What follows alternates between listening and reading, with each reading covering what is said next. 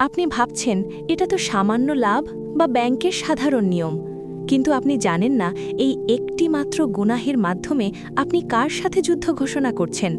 আপনি জানেন না কবরে এই গুনাহের শাস্তি কতটা বীভৎস রূপ নেবে।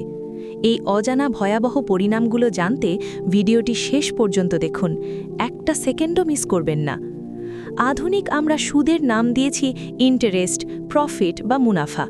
শয়তান আমাদের বুঝিয়েছে এই যুগে সুদ চারা চালা অসম্ভব।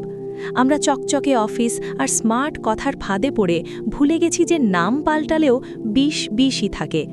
অথচ আল্লাহ পবিত্র কুরআনে পরিষ্কার ঘোষণা দিয়েছেন, যদি তোমরা সুদ না ছাড়ো তবে আল্লাহ ও তার রাসূলের সাথে যুদ্ধের জন্য প্রস্তুত হয়ে যাও। সূরা বাকারা 279।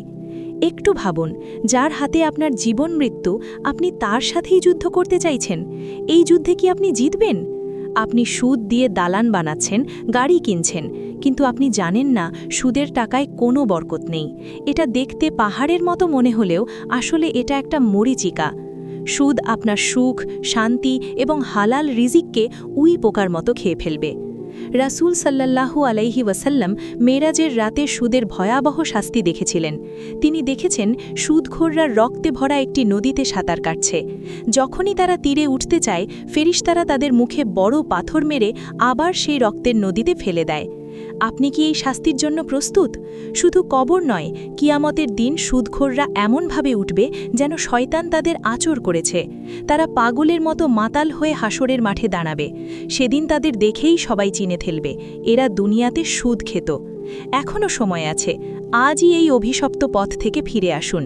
হয়তো কষ্ট হবে, হয়তো লাইফস্টাইল একটু নিচে নামবে, কিন্তু আল্লাহর কসম, হারামের রাজপ্রাসাদের চেয়ে হালালের কুঁড়ে ঘরে অনেক বেশি শান্তি আছে। আল্লাহর কাছে তওবা করুন।